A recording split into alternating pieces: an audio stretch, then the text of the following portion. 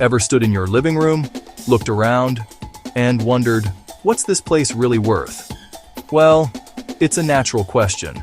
You've poured your heart, your time, and a fair amount of your savings into making it your own. You know every creak in the floorboards and every sunny spot in the yard. But when it comes time to sell or refinance, someone else gets to put a price tag on it. An appraiser. They're probably not going to add a few $1,000s just because you picked that perfect shade of grayish. It's more scientific than that, but not rocket science. Think of an appraisal as your home's official report card. Not a test you can fail, but a good grade can make everything go smoother. It's an independent, unbiased opinion of your home's value. This guide pulls back the curtain on the appraisal process. We'll break it down step by step, no jargon. So, what exactly is a home appraisal? Let's keep it simple. It's a professional, written opinion of your home's value. A licensed or certified appraiser arrives with a clipboard and measuring tape. They do a thorough walkthrough, inside and out. They take measurements, they take photos. Then they do detailed market research, like a detective for real estate. Their mission: determine the fair market value of the home. This isn't a random guess. It's a detailed analysis, based on the property itself, and on what similar homes nearby have recently sold for. That formal report is sent to the lender who ordered it. It matters because lenders manage risk. The house is collateral. The appraisal is their safety net, and it protects you from overpaying. Remember, the appraiser is a neutral third party. They don't work for the buyer, the seller, or the agents. Their loyalty is to the facts and professional standards. That's why the appraisal report is trusted. A low appraisal can cause a hiccup. Seller lowers the price, buyer brings cash, or the deal stalls. A solid appraisal keeps things smooth and fair. When an appraiser walks through a home, they're looking at hundreds of details, but it all boils down to 4 major things. Let's call them the big 4 of home value, the pillars behind that final number. First up is square footage. Generally, a bigger house is worth more than a smaller one in the same neighborhood. But it's about livable space, heated, finished areas above ground. Unfinished basements or garages typically don't count toward main square footage, though they do add some value. Layout matters. A logical, flowing plan beats a bizarre layout, like walking through a bedroom to get to the kitchen. Next, condition. Appraisers check structural integrity and major systems: roof, foundation, HVAC, plumbing, electrical. How old is the roof? Any cracks in the foundation? Does the HVAC work properly? Is plumbing and electrical up to date and safe? These are the bones of the house. Cosmetic scuffs matter less than a leaky roof or a furnace on its last legs. Well-maintained homes in good working order appraise higher. Then upgrades: modern kitchen, updated baths, energy-efficient windows, hardwood floors, new stainless appliances. However, beware over-improving for the area. A $100K gourmet kitchen in a modest neighborhood won't return dollar for dollar. Keep upgrades in line with the local market. Finally, location, location, location. Desirable schools, parks, shopping, jobs, these boost value.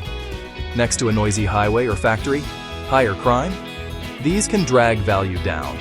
A smaller, older home in a prime area can be worth more than a bigger, brand new one in a less desirable spot. How do appraisers turn the big 4 into a dollar amount?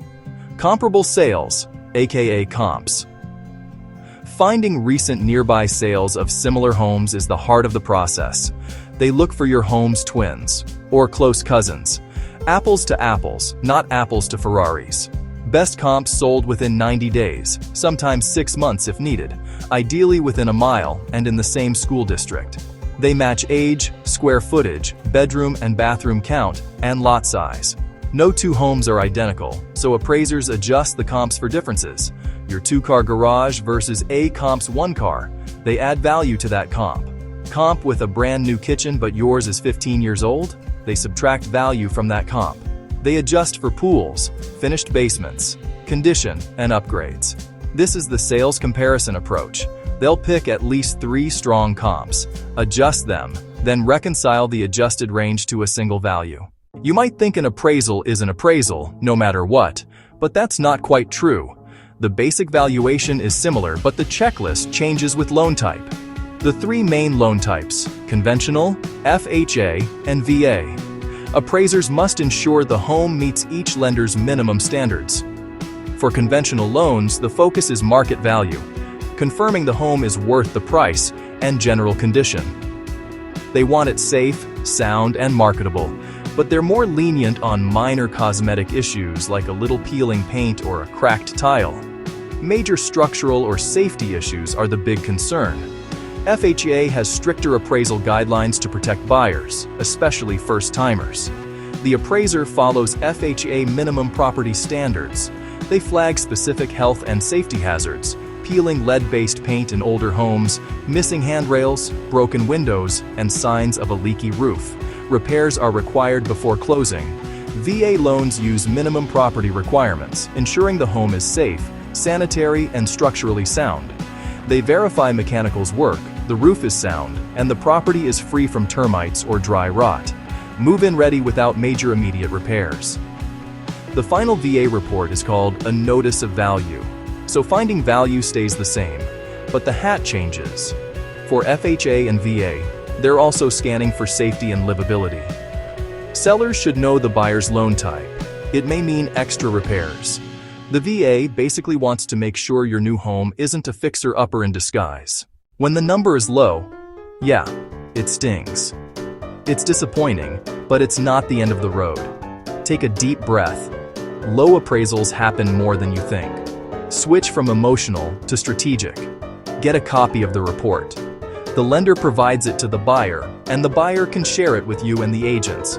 Look for factual errors, wrong square footage, missing a bedroom or bathroom, incorrect age, and review the comps. Did they miss a better recent sale? If you find stronger data, request a reconsideration of value, an ROV, through the lender. Provide solid evidence, public records, and better MLS comps. The appraiser may revise the report. If not, negotiate. Seller lowers price, buyer brings cash, or meet in the middle. Last resort, a second appraisal with a new lender. It costs time and money and isn't guaranteed, but can be worth it if the first was flawed. You can't control the market, but you can set the stage to help the appraiser see your home in the best light. Basics: clean and declutter. Clear the floors. Wipe down countertops. Freshen the air. Make attic, basement, and garage accessible. Handle minor repairs. Replace bulbs. Fix leaks. Patch holes. Tighten knobs. Deferred maintenance hints at bigger problems. Create a one-page brag sheet with dates and costs. Roof replaced in 2021. New HVAC in 2023. New windows, remodeled bathroom. Printed and handed over. Offer to answer questions, but give them space. Ensure utilities are on and have permits for major work. Making the appraiser's job easier is a smart move. No, you don't have to bake cookies, but hey, it can't hurt. Imagine a 3-bed, 2-bath ranch from the 1990s in a quiet suburb.